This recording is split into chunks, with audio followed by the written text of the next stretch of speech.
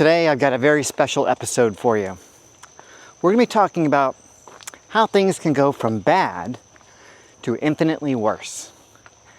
And as part of this episode, I'll be reading to you from an email that I received from a viewer. And as we follow along, see if you can discover where things actually make that transition from being merely bad to being infinitely worse. Let's talk about it. For those of you who are new here, my name is John Griffin, and this is Life 2.0. We talk about breaking free of the algorithm and living life authentically. Hope you enjoy the video.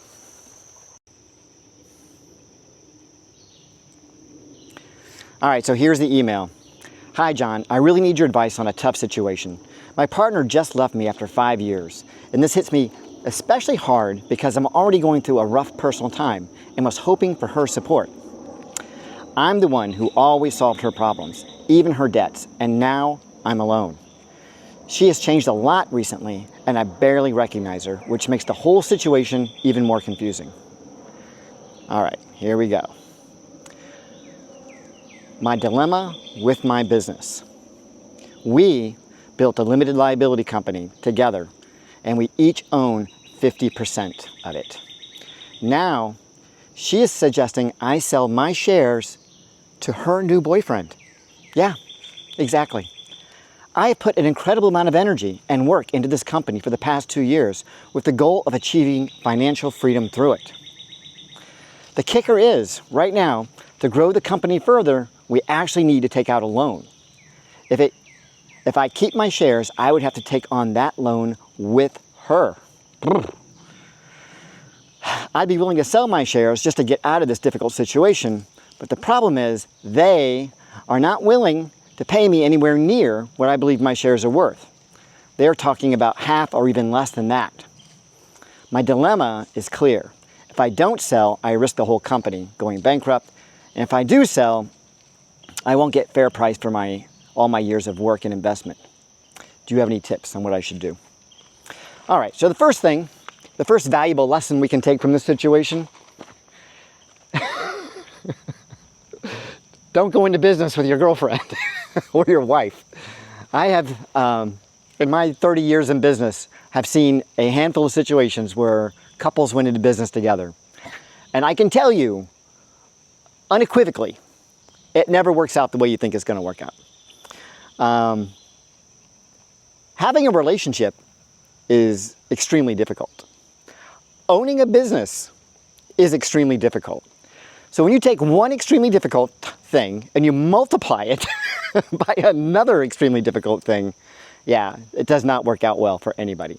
So my recommendation right off the bat is never go into business with your girlfriend or your spouse.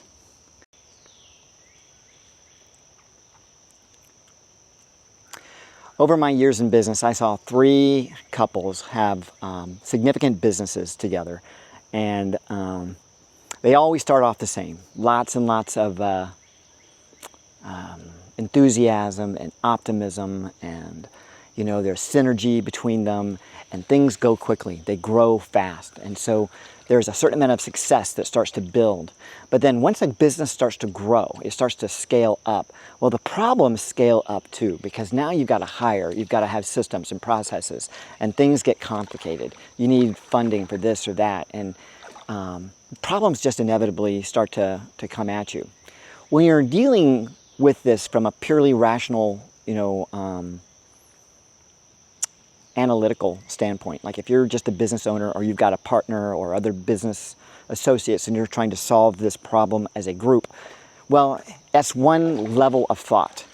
But when you mix that level of thought with the emotions associated with the relationship, where there might be something going on in the relationship that's causing problems, then that carries over into the business, or vice versa. There's something in the business that's having problems, and now you're not getting any at home. You know what I mean? So my advice to any man who's had any thought along these lines about going into business with his honey, don't. And if you have to, if for some reason you have to, I strongly recommend that you have ironclad legal agreements between you so that everyone knows exactly who's in charge of what.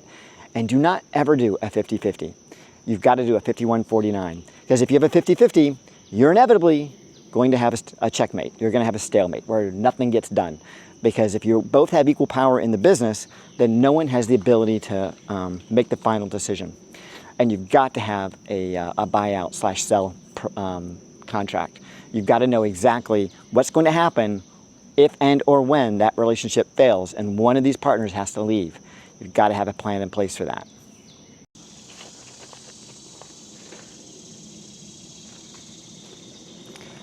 So let's break down what we know and what he could have done differently. Number one, he mentions early in the email that he was her emotional tampon.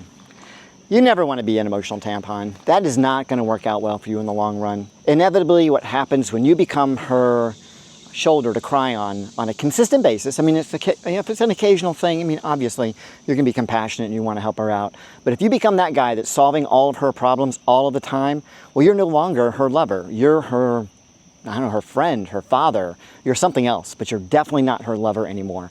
And you do not want to be that guy in that relationship. Number two, obviously, he mixed emotions with business. And that is something that you generally do not want to do. You do not want to have a relationship, a romantic relationship with somebody that you're in business with. Like I said earlier, one is extremely difficult and the other is extremely difficult. And they don't add, they multiply. It's a very complex situation and you never get away from one or the other. So you can't get away from work because you're always with her, and you can't get away from her because you're always at work. I mean, the two just completely make it impossible for you to have peace in your life. You can't get away from the stress. It's always there all the time. So don't ever, ever mix a romantic relationship with a business. You'll regret it. It may take years for it to come to fruition by the time you regret it, but trust me, you will regret it. I have seen this up close and personal, and trust me, it sucks. And then the third thing that he made a mistake on is he didn't legally protect himself going into this relationship. Because it was a romantic relationship, because there was this implied trust, you know, he didn't do what a reasonable and prudent person would do under these circumstances. If you're going into business with your best friend, I mean your best friend, you're still going to have a legal contract. You know, there's that old saying, you know, good fences make good neighbors. Good contracts make good business partners. You do not want to get into a business relationship with somebody and not have a contract to back it up. Anyway, because his mind was clouded with, you know, thoughts of romance and sex and God knows what, and I just love her and I trust her and I'm her emotional tampon and all that bullshit, he allowed her to get the upper hand in this situation. They do not have a buy-sell agreement in place. They do not have a way to get out of this arrangement without somebody feeling like they're getting, you know, cheated. And that's where he is right now.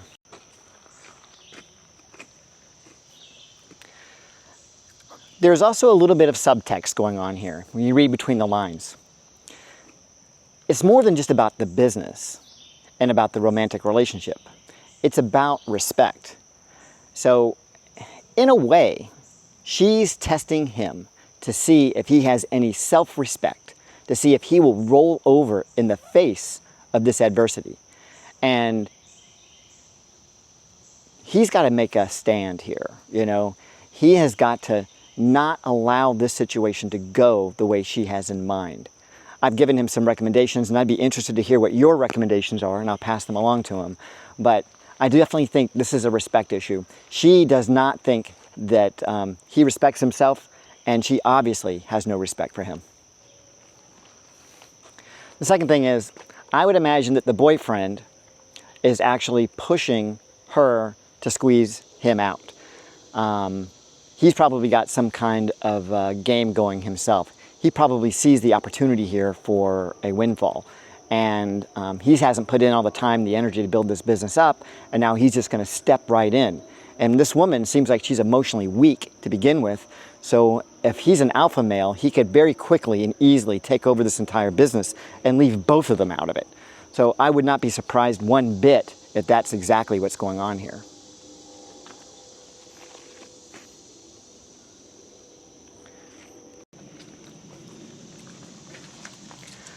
My advice to this guy was to consider her an existential threat. and that he needs to get a third-party valuation for his business. He needs to hire a lawyer. He needs to document all the time, energy, money that has gone into this thing. He needs to do everything in his power to undermine her plan. He needs to see if he can flip this thing around and force her to sell out to him. But as things are right now, the most important thing he needs to do is to switch from seeing her as a sympathetic figure, a girlfriend, an ex-girlfriend, whatever, someone that he's had sex with, into someone who is an existential threat to his financial survival. Because once you flip that switch and you start looking at this from that perspective, you start finding different ways of attacking this situation. And I think that when men are in romantic relationships with women and they turn on them, when women turn on men, men go mushy. They become sad. They become, easy to manipulate because they're always sort of hoping that maybe they'll get her back. And she uses that manipulation to control the situation. Once a woman goes bad on you, it's like once a dog attacks you, you got to put the dog down, right? So with a woman, metaphorically, not literally, but metaphorically, you got to put her down. You need to go after her with everything you've got. To the author of this letter, that woman is not your girlfriend. She's not the woman you fell in love with. She's someone completely different. She's showing you who she really is. Believe her. Do not hold, in the back of your mind the thought that somehow this is all going to be okay. It's not. This relationship is dead. Do not try to revive it. The fact that she's willing to financially screw you over and take your life's work from you and crush your dreams, I don't know what else you need. I mean, that's some pretty harsh stuff right there. Yeah, this is over. Don't let her back into your life. For the rest of you guys, that's why at the end of all my videos, I decided to go back to the tagline, stay single. Hopefully, this is a cautionary tale for you guys, and you can see that just because you love her in this moment doesn't mean anything about the future. Live in this moment, yes, but don't make plans with her for the future, especially when it's one where you have no control. That's why marriage sucks. A business agreement is just as bad or maybe even worse in some ways than a marriage, especially when you're splitting it 50-50. Man, it's a tough spot for him to be in. I empathize with his situation. All right, you guys, that's all I got for you. I certainly hope you've enjoyed this video. If you have, please like and subscribe. If you know someone who's considering going into business with his honey, please send him this. Please send him this. You will save him tons of money, tons of heartache, and hopefully, if nothing else, he'll have the wisdom to have an ironclad legal agreement that deals with all the potential, problems that this relationship could manifest.